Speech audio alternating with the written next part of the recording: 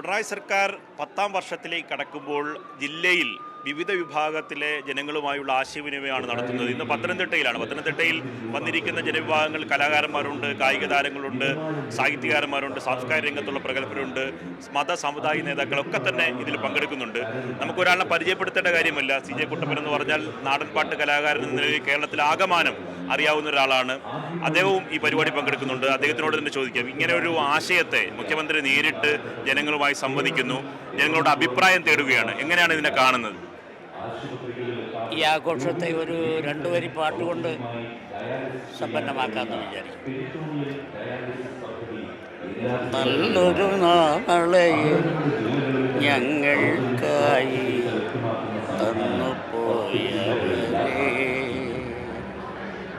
ഈ നാടിനു വേണ്ടി എല്ലാം മറന്ന ധീരനായകരെ,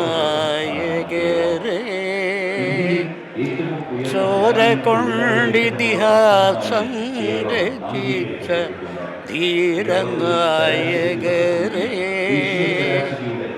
മറക്കുകയില്ലൊരു നാളും ഞങ്ങൾ രക്തസാക്ഷികളെ. ലാൽ സലാം, ലാൽ സലാം, ലാൽ സലാം,